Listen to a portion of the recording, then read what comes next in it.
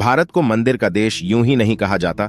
कुछ तो बात है यहाँ के मंदिरों में, जो हजारों किमी दूर से लोगों को अपनी श्रद्धा और भक्ति के कारण आकर्षित करती हैं। यहाँ हजारों ऐसे मंदिर हैं जिनका अपना एक इतिहास और रहस्य है, जिनसे आज तक न कोई पर्दा उठा सका और शायद किसी के बस की बात भी नहीं है।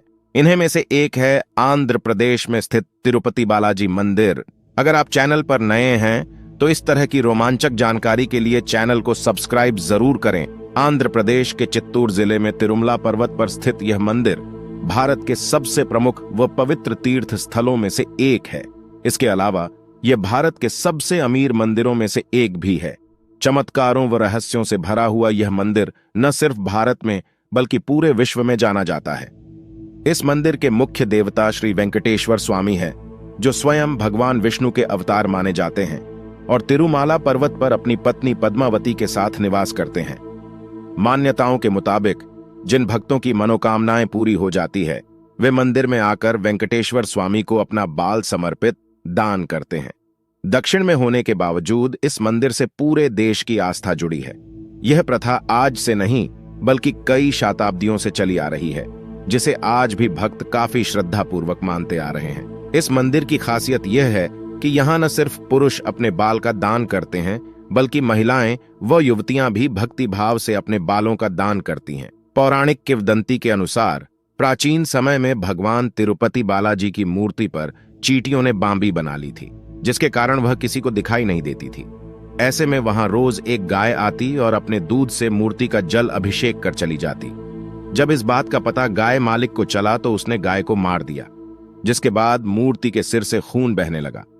इस पर एक महिला ने अपने बाल काटकर बालाजी के सिर पर रख दिया।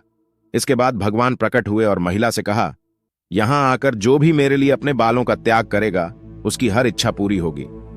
तभी से ये केशदान की परंपरा चली आ रही है। पौराणिक मान्यताओं की माने तो भगवान विष्णु ने कुछ समय के लिए स्वामी पुष्करणी नामक सरोवर के किनारे निवास किया था। यह सरोवर तिरुमाला के पहाड़ी पर स्थित है। इसीलिए तिरुपति के चारों ओर स्थित पहाड़ियां शेषनाग के साथ फनों के आधार पर बनी सप्तगिरी कहलाती हैं। श्री वेंकटेश्वरैया का यह मंदिर सप्तगिरी की 7वीं पहाड़ी पर स्थित है, जो वेंकटाद्रि नाम से भी जाना जाता है। कहा जाता है कि मंदिर में स्थित प्रभु की प्रतिमा किसी ने बनाई नहीं है, बल्कि ये स्वयं ही उत्पन्न हुई है। तिरुपति बालाजी मंदिर को टेम्पल ऑफ 7 हिल्स भी कहा जाता है। इस मंदिर का निर्माण करीब 3री शताब्दी के आसपास में हुआ है, जिसका समय समय अलग अलग वंश के शासकों द्वारा जीर्णोद्धार कराया गया है। 5वीं शताब्दी तक यह मंदिर सनातनियों का प्रमुख धार्मिक केंद्र बन चुका था। कहा जाता है कि इस मंदिर की उत्पत्ति वैष्णव संप्रदाय ने की थी। 9वीं शताब्दी में कांचीपुरम के पल्लव शासकों ने यहां कब्जा कर लिया था। इस मंदिर के ख्याति प्राप्त करने की बात की जाए तो 15वीं शताब्दी के बाद इस मंदिर काफी प्रसिद्धि मिली, जो आज तक बरकरार है। कहा जाता है कि एक बार भगवान विष्णु अपनी पत्नी लक्ष्मी के साथ क्षीर सागर में अपने शेष शैया पर विश्राम कर रहे थे। तभी वहां भृगु अर्षि आए और उनके छाती पर एक लात मारी। इस पर क्रोधित न होकर विष्णु जी ने भृगु अर्षि के पांव पकड़ लिए और पूछा कि अर्षिवर, आपके पैरों में चोट तो नहीं लगी?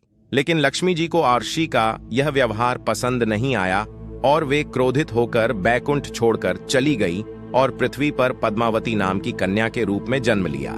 इस पर भगवान विष्णु ने अपना रूप बदल वेंकटेश्वर के रूप में माता पद्मावती के पास पहुंच गए और विवाह का प्रस्ताव रखा, जिसे देवी ने स्वीकार कर लिया और फिर दोनों की शादी हो गई। आज भी तिरुपति मंदिर में स्थित मूर्ति को आधा पुरुष व आधा महिला कपड़े में सजाया जाता है। ऐसा माना जाता है कि यहाँ भगवान वेंकटेश्वर स्वामी अपनी पत्नी पद्मावती के साथ निवास करते हैं।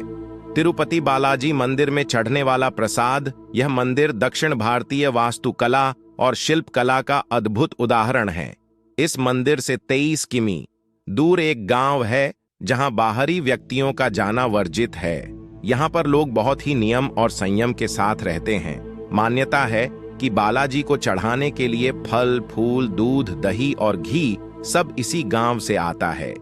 इस गांव में सदियों से परंपरा चली आ रही है। यहाँ की महिलाएं कभी भी सिले हुए वस्त्र धारण नहीं करती हैं।